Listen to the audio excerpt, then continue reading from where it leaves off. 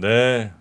아니 그 잠깐 사이에 우리 김프로님은 아까 좀 한기가 들었어. 네. 어제 약간 무리를 했는지. 아하. 스노우피크 이거 다운. 한기의 스노피크죠. 바로 몸이 으슬으슬하다가도 네. 약간 좀 땀 나시는 것 같습니다. 쌍화탕 파카라고 할까? 아주 가볍잖아요. 안 입은 것 같잖아요. 벗은 것 같아. 안 입은 게 아니라. 체질. 입으면 벗은 느낌? 아유 나도 이제 광고 그만해야 되겠다. 김프로님이 하세요 그냥. 너무 좋아. 진짜. 네, 진짜 가볍고 근데 진짜. 따뜻. 과장한 거 아니야. 진짜 네. 너무 좋아. 아, 저긴 어디 그 사무실에서도 입어도 괜찮을 것 그럼. 같아요, 그죠? 네. 자, 괜히 그 그러니까. 시터 같은 거 많이 세게 틀어서 당연하죠. 몸 건조해지지 마시고 스노우피크로 올겨울. 자, 스노우피크로 다 개별 난방 하세요. 네. 자, 그러면 오늘 FOMC에 대한 또 해설을 잘 해주시고 또 앞으로의 전망도 얘기를 해주실 문홍철 위원. 제가 가장 사랑하는 우리 문홍철 위원님 나오셨습니다. 어서 오십시오. 어서 오세요. 안녕하십니까. 네. 문홍철입니다. 아유 오랜만에 뵙습니다. 네. 팬들이 많죠 아주. 네. 감사합니다. 항상 재밌는 우리 비비금융투자 문홍철. 요즘 많이들 시름에 잠겨 계셔가지고 네. 제가 이 재미를 조금 줄이면서 말씀을 드리려고 합니다. 아 오늘 뭐 희망 섞인 얘기를 좀. 오늘은 다행히 희망 섞인 얘기를 할 수 있을 것 같고 최근 그렇습니까? 한 2개월 정도는 굉장히 이제 힘드셨잖아요. 네. 그래서 오늘은 조금 오늘은 조금 마음을 좀 풀어드릴 수 있는 얘기를 해드릴 수 있을 것 같습니다. 사실 근데 FOMC 뭐 다 예상대로 나오고 새로운 얘기 하나도 안 나와서. 아 그렇지 않습니다. 지금 간밤에 미국채 10년물 금리가 20bp 가까이 하락을 했는데 네. 뭐 주식으로 치면은 하루에 주가가 상한가 친 거죠. 뭐 한 그렇죠. 지수가 뭐 한 3-4% 빠지 뭐 오른 뭐 그런 느낌을 오늘 채권 시장에서는 경험을 했습니다. 아 그렇습니까? 예. 다만 이제 원인은 FOMC 하나만 있었던 건 아니고요. 네. 예, 크게 이제 세 가지 재료가 있었는데 네. 예, 첫 번째는 고용 지표가 그 ADP 민감 고용이 발표가 됐잖아요. 요게 이제 예상보다는 낮게 이게 지난달에도 낮게 나왔거든요. 네. 최근에 지표의 좀 특징이 민간 업체들이 발표하는 지표는 되게 안 좋은데 정부가 발표하는 지표는 좋아요. 좀 좋게 나옵니다. 지난달에도 그 민간 ADP. NFP가 굉장히 잘 나왔지 않습니까? 30만 명 이상으로. 그런데 ADP는 계속 안 좋게 나왔거든요. 이번 주에도 이번 달에도 틀려요. 좀 안 좋게 나왔고. 네, 틀려. 그래서 앞으로 이제 양자 간의 괴리가 이제 어떻게 합쳐질 것이냐. 네. 이게 이제 중요한 이슈인데. 괴리는 왜 나는 거예요, 근데? 측정 방식의 차이죠. 모집단도 다르고 조사하는 방식도 다른데. 근데 예전에는 별로 안 틀리다가 요즘에 틀린다는 거예요. 예전에도 한 달 정도는 뭐 갭이 나요. 원래. 하지만 결국은 나중에 합쳐지거든요. 지금은 2달 이상 차이가 좀 나고 있습니다. 네네. 이게 좀 안 좋게 나오다 보니까 채권 시장에서는 일단 금리가 잠깐 떨어졌었고 그 다음에 이제 요즘 장기물 금리가 오르는 가장 큰 원인으로는 정부의 조달이 늘어날 거다. 미국 정부. 네, 미국 정부의. 네. 그러다 보니까 장기물 금리가 올랐는데 오늘 새벽에는 이제 월요일 날에는 4분기 조달 계획이 발표됐고 총 조달. 조달 계획이라는 거는 이제 채권 발행해서 돈 다르게. 조달하는. 그렇죠. 얼마를 조달할 것인지. 네. 그리고 오늘 발표된 건 그 조달을 우리가 은행에서 돈 빌릴 때도 이거 3개월로 빌릴 건지 1년으로 빌릴 건지 만기를 이제 결정을 해야 되지 않습니까? 마찬가지로 정부도 그 만기 계획을 오늘 발표를 했어요. 새벽에. 그런데 시장이 예상했던 것보다는 이 장기물에 대한 조달 발행의 물량이 좀 덜했습니다. 네, 그것 때문에 오른 거 아니에요? 우려했던 것보다는 좀 덜해서 미국채 가격이 이제 올랐고 장기물 많이 발행하면 안 좋아요? 장기물 발행하면 물량이 늘고 장기물이 더 뜨겠죠. 주식으로 치면은 갑자기 조달을 왕창 증자를 확 해버리는 증자를 거죠. 확 하는 거랑 비슷한 효과입니다. 단기는 그런 효과가 없고. 단기도 효과가 있긴 한데 네. 사람들이 겁먹었던 것 대비해서는 네. 장기물 발행이 좀 덜했죠. 늘어나는 건 맞는데 그렇게 해서 금리가 이제 훅 빠졌었고요. 네. 이제 마지막으로 FOMC의 내용이 상대적으로 좀 비둘기적이었다. 근데 지금은 장기를 더 발행해야, 그러니까 금리로만 따지면 예. 계속 역전 상황이잖아요. 역전 상황이었고 그 역전폭이 조금 줄었죠. 줄어들고 있는데 네. 그러면 이제 장기물을 더 발행해서 네. 장단기 금리 차를 정상으로 좀 돌려야 되는 시점 아니냐는 겁니다. 인위적으로. 인위적으로. 그래서는 안 된다는 건가요? 그런 평가를 하시는 분들도 이제 있고요. 그러한 우려 때문에 7월, 8월 이후에 이제 장기물 금리가 많이 올라서 역전폭이 줄었고 이제 말씀하신 대로 정부는 했어요. 지금 하고 있어요. 시장은 그걸 우려했고 근데 이제 오늘 발표했던 거는 우려 대비해서는 적었다. 이제 이렇게 이해할 수 있죠. 그래서 이제 장기 금리가 오늘 이제 떨어지고 있던 와중에 이제 파월 의장까지 얘기를 다소 이제 비둘기적으로 했어요? 오늘 얘기는 상대적으로 좀 비둘기적이었습니다. 노동철 의원이 볼 때는 비둘기다. 이거죠. 가장 큰 키워드는 뭐였냐면 네. 7월 이후로 장기 금리가 많이 올랐지 않습니까? 네. 미국은 한국은 안 그런데 미국은 경제 구조의 특성상 조달을 좀 길게 해요. 조달을 길게 한다고요? 예를 들어서 10년, 우리는 30년 이런 거 많이 예를 한다고요? 들어서 지금 주담대 있으세요? 주담대? 예. 저는 그렇게는 안 합니다. 주담대를 우리나라 사람들은 3개월 연동금리로 조달하지 않습니까? 변동금리. 주담대가 주식담보에 주택담보. 주택담보. 죄송합니다. 주담대 하면 보통 주택담보를 주담대는 그거는 이제 저거라고 그래. 신용이라고. 주식담보는 신용에 가깝죠. 사실은. 그래서 주택담보대출을 이제 받으실 때 한국 분들은 이제 3개월 코픽스 연동으로 이제 받으시기 때문에 그렇죠. 이건 마치 3개월 지나면 갚고 새로운 금리로 새로 또 빌리는 거랑 똑같은 효과예요. 계속 이제 업데이트 되니까. 업데이트 되죠. 네. 금리가. 근데 미국 사람들은 네. 주택담보대출을 받을 때 30년 고정으로 받습니다. 네, 맞아요. 네. 그러다 보니까 30년 동안 금리가 고정이에요.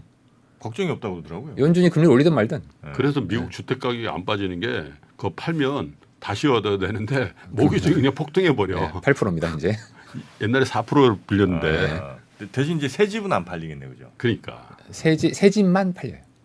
새 집이 어떻게 팔려요? 왜냐하면 기존의 주택을 사신 분들은 옛날에 싼 모기지가 있기 때문에 그래서 기존 매물이 자기 집을 절대 안 내놔요. 그걸 안 판다고.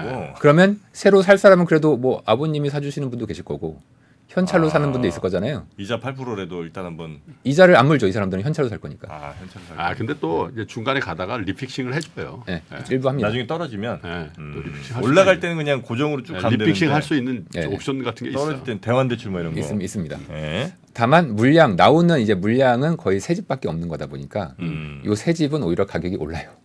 오히려 올라요. 그래서, 공급이 없어집니다. 그래서 이렇게 안 떨어져. 그래서 요즘 뭐 미국 주택 가격이 오르는데 금리 이렇게 올렸는데도 네. 그렇게 조금 이제 오해하시는 분이 계시는데 미국은 특성상 새 집은 계속 오르게 돼 있습니다.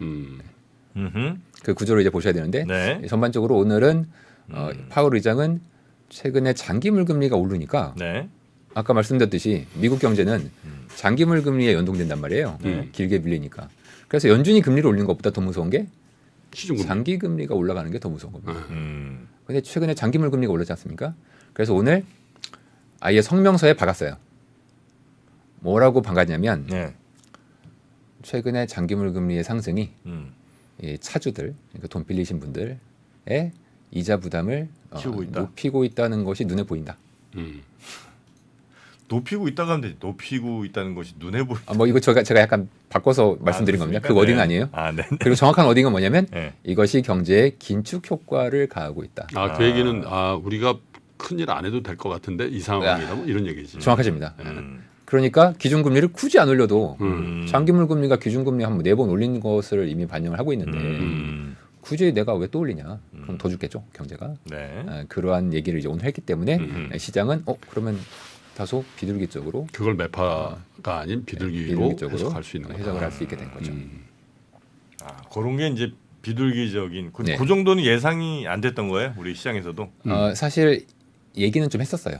연준이 이제 일부 위원들이 나와서 뭐 지난주나 뭐 지지난주에 장기 금리가 올랐으니까 연준이 가만히 있어도 이건 효과 있다. 자연적인 긴축 효과가 있다. 근데 이 얘기를 한 사람들이 원래 좀 비둘기 성향을 가졌던 분들이었기 때문에 이거 뭐 긴가민가 하고 있었는데 네. 이걸 이제 성명서에 넣거나 파월 의장이 직접 얘기를 하는 것은 이건 또 다른 게임이거든요. 직접 중도파에 있는 사람들조차도 네. 이 말을 이제 인정을 한다는 것은 전체적인 FOMC 의원들의 중론이란 거지 않습니까? 네네네. 그러면 이거는 이제 채권 시장이 보기에도 주식 시장이 보기에도 다소 완화적인 시그널이라고 볼 수 있고 네. 뭐 새벽에도 그래서 달러원 환율이 뭐 달러가 약해졌기 때문에 달러원 환율도 좀 하락하는 그런 모습들이 좀 나타났습니다.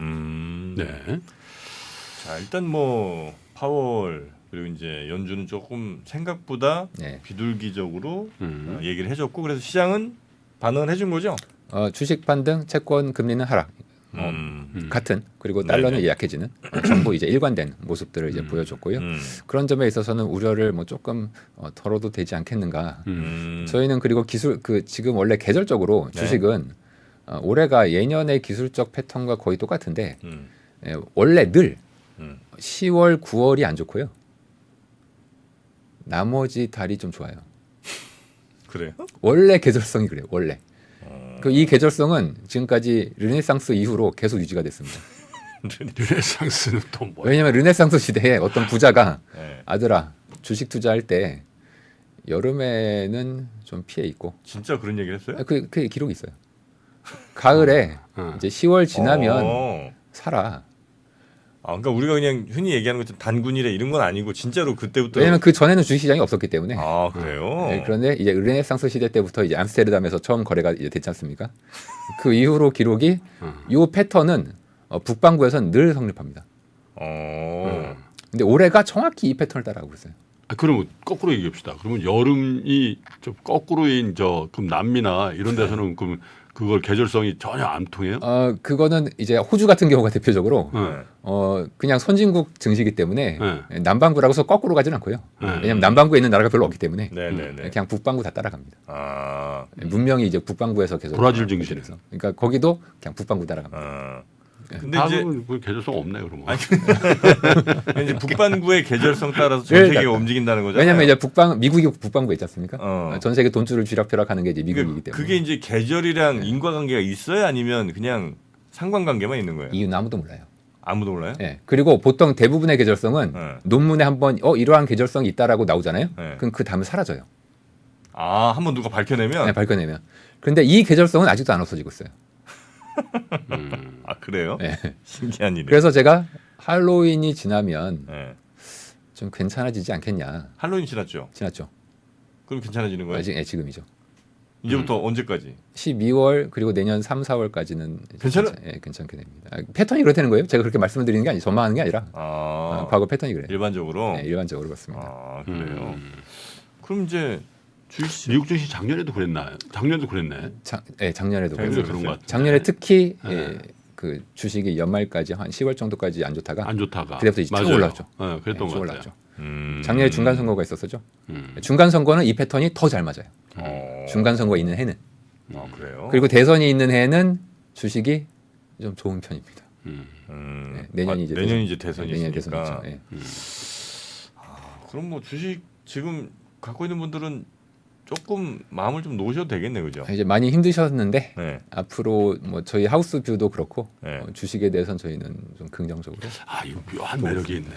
믿고 싶어지는. 문홍철이. 믿고 싶어가 아니고 믿으세요. 네. 그래도 살짝 얘기하는데 그냥 속속 빠지네. 요즘 반도체가 지금 수출 어째 보셨어요? 네네네. 수출 지표가 지금 마이너스 계속 나가다가 네. 어제 5.6% 증가했단 말이에요. 네. YOY로. 지금 이거는 우리나라가 이제 구군이 그동안 두 자릿수 성장, 우리나라는 결국 수출이에요. 두 자릿수 수출 마이너스였다가 이번에 지금 올라오고 있지 않습니까? 게다가 이 주인공이 반도체야. 그렇다면 된다 이거예요? 이거는 우리나라 뭐 반도체 빼면 뭐 있어요? 또 그렇게 2차 전지도 있죠. 그럼요. 죄송합니다. 근데 그동안에 2차 전지랑 자동차 얘네들이 계속 잘 있었는데 하도 반도체가 쩔어 있어가지고 힘들었는데 이제 반도체까지 올라와. 그러면서 수출이 지난달에 벌써 이제 10월인데 올라왔단 말이에요. 플러스로. 네. 그럼 앞으로 이제 계속 올라갈 일만 남아 있다는 거죠. 그래요? 모멘텀이. 그렇다면 앞으로 저는 괜찮게 보고 있습니다. 주식도 그렇고 채권도 괜찮을 겁니다. 채권도 빠질 거예요. 그럼 금리가? 금리가 저희는 이제 아래쪽으로 간다고는 보고는 있는데 다만 연준이 태도를 완전히 바꾼 건 아니기 때문에 채권 쪽은 싸다. 그러니까 가치주가 싸다. 가치주가 싼데 다음 달에 오르는 거 아니지 않습니까? 채권도 마찬가지입니다. 지금 싸고 밸류가 있어요. 채권이. 그런데 다음 달 혹은 다다음 달에 바로 금리가 떨어진다. 제가 그렇게까지 말씀 못 드리겠어요. 네네. 심리가 채권 안 좋은데 네. 주식 쪽은 워낙에 좀 오래 힘드셨으니까 괜찮지 않겠나 싶습니다. 채권 금리가 막 7% 막 이렇게 갈 리는 없죠, 사실. 그건 모르죠. 몰라요? 참고로 지금 미국의 채권 시장이 가리키고 있는 네. 미국의 장기 성장은요. 네. 장기 성장 내년이 아니고 5%예요. 5%. 말이 됩니까 그게? 4.9인가 뭐 나왔잖아. 나왔잖아요, 한번. 나왔는데 뭐 말이 안 돼. 그게 연율이야. 그게 미국이 그렇게 성장할 리가 없잖아요. 아, 그러니까 10년 동안 계속 5%를 중심으로 왔다 갔다 해야 현재의 금리가 미국제 10년 5%가 정당화돼. 정당화됩니다. 지금 정프로님처럼 그게 네. 말이 안 된다라고 네. 생각하시면 떨어져야지. 채권을 사셔야 되는 게 맞고요. 아 그렇죠. 예, 사셔야 돼요. 만약에 미국 뭐 5% 성장할 수 있지, 뭐 로봇이나 뭐 AI 잘 모르겠습니다만 그런 게 고성장을 근데 가져온다. 저는 네. 그래서 이런 생각이 들더라고. 연준에서 금리를 안 올릴 수 있는 환경은 인정. 예. 근데 금리를 내릴 수 있는 환경은 요원하겠구나. 예. 아니 그래요? 왜 내리죠? 금리를? 금리를 내리는 거는 경기를 진작시키려고 내리는 거잖아. 물가는 딱 안정돼 있는데 네. 경기가 안 살아서 금리를 내려서 네. 부스팅을 해주는 건데 예. 경기가 이런데 왜 금리를 내린다는 얘기를 해야 되죠? 지금 김프로님 말씀에 좀 시청자분들이 충격받으셨을까봐 네. 제가 시청자분들 좀 안심시키는 얘기를 네. 이제 하나 더 해보겠습니다. 네. 반박을 위한 반박. 네. 제가 전망이 아니라 패턴. 그러니까 과거의 금리에 이제 결정되는 패턴을 보면 기준금리 인상을 이제 마친 다음에 뭐 언제 인하겠죠?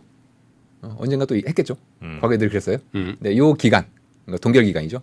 동결 기간이 평균을 그냥 치면은 한 8개월 정도고요. 그러니까 피크 찍고 유지되는 기간이 8개월. 유지되는 기간, 네. 그러니까 인하까지.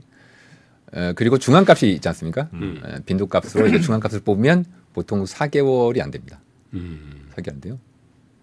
자, 지금 7월달에 이제 인상을 했죠. 아, 그러니까 동결한 되게 긴 기간이 있어서 평균으로 따지면 8개월이지만 네. 실제로는 대충 한 4, 5개월 정도 지나면 인하하더라. 인하를 그게 과거의 패턴입니다. 네. 근데 이제 그게 그럼 연준이 그때 인상을 이제 마지막에 하고 우리는 곧 인하할 거야. 그런 시그널을 주지는 않았습니다. 왜 그럼 갑자기 그렇게 4개월도 안 돼서 인하를 했었냐?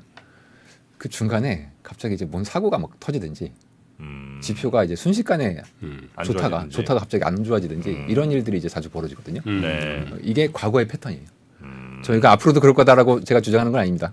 근데 이제 과거의 패턴이 그랬었기 때문에 네. 그런 점을 이제 시청자분들도 한번 고민을 해보시고 미래를 좀 조망하실 보통 필요는 지금 있습니다. 뭐 예상은 어렵지만 예, 뭐 위험 요소들은 좀 있을 거 아니에요. 이거 터지면 네. 뭐 예를 들어 뭐 무슨 이스라엘 전쟁이 더 확전이 되면 금리 네. 내릴 거라든지 네. 뭐 이런 게 있나요 혹시?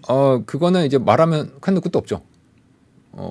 그런데 이제 방금 말씀하신 전쟁은 오히려 금리를 인상하는 재료가 될 것 인상하는 같습니다. 재료고. 왜냐하면은 유가가 많이 오를 수가 네, 있기 네, 때문에 그거 말고는 예를 들면은 뭐 미국의 상업용 부동산이 될 수도 있고요. 아 거기서 뭐 문제 터지면 혹은 뭐 지금 주담대, 그러니까 미국 모기지 대출의 부담 금리가 저점을 치고 이미 올라오고 있거든요. 네. 레벨 자체는 낮아요. 근데 얘는 앞으로 계속 올라올 겁니다. 아까 리픽싱, 리파이낸싱이 계속 되고 있기 때문에. 네. 그럼 이제 얘가 이제 올라오기 시작하면은 그 다음에는 시민들이 나 삶이 가처분서도 줄지. 팍팍해졌다, 음. 힘들다. 지금 신용카드 대출이 음. 30% 금리예요, 거의. 미국이? 네, 미국이 신용카드 대출 금리가. 그런데 미국 사람들이 소비가 좀 왕성하지 않습니까, 네. 여전히? 어떻게 돈을 마련했냐? 정부가 정부가 준 돈은 이미 다 끝났고요. 지금은 기존에 조금 있던 저축도 이제 헐어서 쓰고 있고, 이제 이것도 좀 안 되니까 신용카드 빚을 쓰고 있어요? 예, 갖다 빌리는 거죠. 신용카드 부채가 지금 1조 달러가 넘어요. 그러면 이분들이 점점 앞으로 시간이 가면 갈수록 부채 부담이 이제 커지지 않겠습니까? 그러면 이것은 내년에 대선을 앞두고 정치적 부담이 그래서 저는 되겠죠. 우버 주가를 전부 다 좀 많이 보고 우버? 있는데 예, 그 저축 떨어지면 예. 제일 쉽게 알바하는 게 우버잖아. 바로 나오는 거죠. 운전사 하겠다고. 아, 그래요. 네. 실제로 최근에 이제 실업률이 3.5에 있다가 순식간에 3.8이 돼버리는 사례가 있었지 않습니까? 이게 바로 노동 공급이 되고 있다는 거예요. 그럼 노동 공급이 되는 건 임금을 안정시키는 요소이기도 하지 않습니까? 근데 이걸 좀 나쁘게 해석한다면 이분들이 이제 저축 다 썼다. 그렇죠. 살림이 안 좋아졌다. 따라서 쉬기보다는 이제 나와서 일을 하려고 한다. 음. 이런 시그널로 이제 해석을 할 수가 있는 거겠죠. 그러면 실업률 올라가죠. 오히려. 그럼 이제 실업률이 올라가게 되고 네. 노동 공급은 늘어나게 돼서 이거를 상반되게 해석합니다. 그러니까 노동 의향이 있는 사람들이 늘어나는 거니까. 예, 노동 공급을 하려는 사람들이 늘어나니까 경제학자들은 이걸 보통 좋게 해석하거든요. 근데 거꾸로 생각하면 이건 이제 물가도 안정시키겠지만 더 안 좋은 쪽으로 생각한다면 이 사람들이 삶이 팍팍해졌구나. 일하러 나와야 되는구나. 이렇게 반대로 해석할 수도 있습니다. 네네네. 근데 이제 보통 예를 들어 아까 뭐 그 기름값 빵 터진다는 거 네. 나갔든지 아니면 상업부동산 뭐 터지 이런 건 이제 갑자기 빵 터지니까 쇼크도 좀 있고 그래서 연준이 막 금리 야 후다닥 내리자 뭐 이렇게 할 텐데 네. 그런 일자리 슥 가는 거는 굉장히 점진적으로 가는 거 아니에요? 점진적으로 가는데요. 제가 잠깐 차트를 하나 준비한 게 있는데 네. 예, 임금 관련된 차트를 보시면은 지금 14페이지의 그림을 보시면 네. 이게 가로축이 예, 미국채 수익률 곡선 3개월과 10년의 갭입니다. 역전이 된 거를 0으로 시점이 0이에요. 시점이 0. 네. 그리고 가로축은 이제 역전된 다음에 몇 개월이 진행됐냐 그겁니다. 그리고 세로축은 고용의 총량이 몇 프로가 늘었느냐. 보통 3개월 10년이 역전되면 거의 지체 없이 침체가 옵니다. 지체 없이. 네, 역사적으로 그랬어요. 늘. 그런데 이 그림을 보시면 역전이 됐는데도 세로축의 고용이 꾸준히 올라가는 패턴이 회색의 과거 패턴입니다. 역전되고도 되고도 고용이 좋아. 그러니까 사람들이 맨날 싸워요. 침체가 오네 안 오네. 미국 경제는 견조하네. 아니다. 이거 수익률 곡선이 뭔가 네. 시그널링을 하고 있는 것 같은데 네. 지표는 보면 좋아요. 그래서 사람들이 노랜딩인가 보다. 라고 생각하지만 하지만 지금 보시면은 15개월째가 되면은 아, 고용 증가세가 이제 0이 돼요.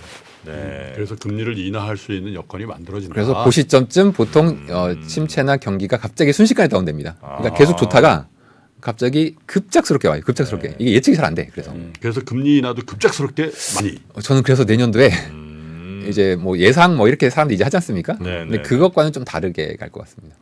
이 그림이 약간 좀 어려우신 분들도 있을 것 같은데 네. 과거 이제 9차례의 금리 역전 상황이 있었고요. 그러니까 예. 금리 역전이라는 거는 예. 단기, 그러니까 3개월짜리 금리가 10년짜리보다 더 비싸지는, 예. 그죠? 올라가는. 더 올라가는 예. 그런 상황들이 이제 9번 있었는데 그때 평균을 내보니까 대체로 한 5개월. 15개월, 16개월 요쯤부터 고용이 이제 떨어지더라. 떨어집니다. 아, 근데 지금 이제 몇 개월 된 거죠? 11개월. 11개월 된 거고. 예. 그럼 내년 1분기 그거 지나가면 이 정도면 고용이 이제 꼭지를 치게 되는 꼭지예요. 상황이 될 수 있다는 거죠. 아하. 그럼 고용 안 좋으니까 주식 안 좋냐? 음. 요즘 주식을 결정하는 요소는 뭡니까? 경제 지표인가요? 아니면은 금리인가요? 금리. 금리죠. 그러면 오히려 주식에도 좋을 수 있죠. 그래요? 경제 지금 4.9% 나왔는데 주가 왜 떨어져? 금리가 결정을 주로 많이 하는데 네. 그렇게 보자면 금리 인하가 시작되는 순간 네. 주식시장은 더 활활 갈 수 있다. 패턴도 그렇고 계절적 패턴도 그렇고 요 고용 패턴도 그렇고 네. 저는 내년 초에 의외로 사람들이 생각하는 것보다 경제가 순식간에 변화. 물론 정반대로 냉각된다? 정반대로 좋아질 수도 있지만 음. 과거 패턴은요. 지금 정도의 커브 역전과 금리 인상 이후의 시차를 고려하면 대략 내년 한 1분기 정도면 예상보다 갑작스럽게 다운될 가능성이 그러면 있습니다. 연준의 스탠스는 언제 그랬냐는 듯이 다시 완화적으로 싹 바뀐다. 이게 사람들이 가령 이제 상업용 부동산이 지금 거의 다 망하고 있거든요. 미국은. 그런데 이게 왜 연준이 신경을 안 쓰냐? 상업용 부동산은요. 우리나라도 그런데 힘들어봐야 정치인들이 신경 안 써요. 기업들 뭐 이거고. 네, 어차피 부자들이 그 다 갖고 있잖아요. 건물주 소수니까. 네, 그리고 뭐 걔네들을 도와주려고 하잖아. 건물주 왜 도와줘? 이렇게 그렇지. 나와요. 하지만 내년도 초가 돼서 고용이 안 좋아지고 모기지를 받으신 분들이 상환이 어려워지고 하면 이게 정치적 압력이 됩니다. 그때는 연준이 액션을 하게 돼 있습니다. 좋다. 난 문홍철 좋아해요. 문홍철 위원님 참 좋다. 그래서 야 네가 그래서 저녁에 저기 숨겨놓고 아침에 안 보내구만. 문홍철 위원님 너무 좋아해요. 저녁에 안 나오셔가지고 그래서 아침에 따라온 거야. 왔습니다. 제가 스토킹하러 따라왔습니다. 아침에 좋다. 됐네. 어? 됐다 이제. 하필 FMC가 있어서. 하면서 아유. 큰 걱정 내려놔. 내가 사실 빈틈을 보고 좀 들어가서 좀 반박을 하려고 그랬는데 없어. 그냥 근데 지표만 보면 반박이 제가 오히려 반박을 받습니다. 왜냐면 먼저 뭐 고용 좋잖아요. 성장률 4.9%잖아요. 여기서 어떻게 금리를 내려? 사실은. 그러니까. 저는 약간 좀 다른 생각이긴 해요. 그럼에도 불구하고 확인하고 스탠스가 변할 것이다. 워낙 뒤어가지고. 그렇죠. 연준이 제롬 파월하고 그 친구들 있잖아. 술 먹으면서 그럴 거라니까. 야 잘못하다가 아서번스 된다 우리. 조심하자. 네, 조심하자. 그리고 살짝 침체됐다고 금리 낮췄다가 박살난다 우리. 이런 얘기 할 걸. 제가 또 좀 좋은 얘기만 하다 보니까 또 균형을 수호하기 위해서 약간 하지 마. 그런 거 왜 해? 아니 이게 어떤 면에서 좋은 얘기일 수도 있어요. 뭔데요? 지금 보고 계신 차트를 잠깐 보시면 네. 8페이지인데요. 네. 이것도 뭐냐면 가로축에서 0은 과거 80년 동안 인플레가 아주 높았을 때 인플레가 고점 쳤던 시기를 0으로 놨어요. 가로축에 0. 네. 지금은 작년 6월이죠. 9.1% 나왔죠. 작년 6월. 그걸 이제 0으로 놔. 네. 가로축은 개월수예요. 네. 회색은 과거 80년 동안의 고물가 에피소드 이후에 물가가 어떻게 흘러갔는지를 보여주는 겁니다. 보시면 이게 YY 물가이기 때문에 꼭지 치고 1년 동안은 기저효과가 또 있어요. 쭉 떨어지는구나. 쭉 떨어져요. 문제는 1년이 지났어요. 지금. 그렇죠. 오히려 반등해요. 지금 그러고 있죠. 지금 반등하고 있잖아요. 과거 패턴과 정확히 똑같이 가고 있습니다. 그러나 그러면 11월, 12월 정도에는 미국 물가가 지금 3.7%인데 4%가 넘을 수가 있습니다. 그러겠죠. 그러나 다시 떨어지네. 근데 그 이후에 떨어질 텐데 네. 예를 들어서 지금이 뭐 12월이라고 쳐요. 네. 갑자기 물가가 4%가 나왔어. 혹은 4.1이 나왔어. 연준이 12월에 금리 인상? 인상까지는 잘 모르겠습니다만 매파적인 얘기는 할 수 있죠. 소용없어요. 소용없습니까? 이미 시장 결정했어요. 다만 이 그림상 내년 초에는 물가가 다시 하락하게 되고요. 이것도 제 전망 아니고요. 네. 만약에 이 그림을 이번에도 따라간다. 지금까지 잘 따라왔어요. 네. 이번에도 따라간다. 내년 말까지 네. 따라가면 네. 내년 하반기에는 음. 미국의 물가가 1% 밑으로 갑니다. 1% 밑으로? 그러니까 이거 그 전망 아니고요. 이거 패턴을 따라가면 통계상 그렇다는 거죠? 네, 패턴을 따라가면 그렇게까지? 패턴을 따라가면. 참고로 제가 작년 뭐 물가 9.1% 나오고 이랬을 때 네. 2023년을 전망하면서 2023년에는 물가가 하반기에는 3%는 당연히 나오고 3%대는 2%대도 찍을 수 있다. 이렇게 이제 얘기를 했던 적이 있는데 당시에 이제 다들 욕 엄청 먹었죠. 말이 안 된다. 맞아요. 그러셨거든요. 그래요. 참고로 이번에 6월 달에가 3%였어요. 네. 근데 그 3% 물가가 소수점 둘째 자리까지는 2.96이었습니다. 그래요. 내년 말을 좀 기대해 보시죠. 네. 네. 자, 문홍철 위원님 역시 네. 아침에 모신 보람 보람 있습니다. 네, 문홍철 위원님 네. 조만간 다시 또 뵙고요. 알겠습니다. 네. 정기적으로 할게요. 고생 많으셨습니다. 감사합니다. 네. 예. 자, 저희도 인사드리고 예. 바로 이어지는 오프닝 벨 라이브 많은 시청 부탁드리겠습니다. 함께해 주신 여러분 고맙습니다. 고맙습니다. 복잡하고 어렵게 느껴지는 재무제표와 용어들, 친절한 투자 멘토 사경인 마스터가 매주 새로운 콘텐츠로 알기 쉽게 설명해드립니다. 재무제표 분석과 포트폴리오 구성, 뭐 양대 재무제표라고 그러면 대차대조표랑 손익계산서가 있거든요. 매수 매도 방법, 이렇게 사는 게 좋겠네. 이렇게 살면 좋겠다. 근데 이렇게 살려면 뭘 해야 되냐면요. 나머지 3분의 1은 놔둬봅니다. 어디까지 가는지. 실전 투자 팁까지 알려드립니다. 오직 3프로 멤버십에서만 만나실 수 있습니다.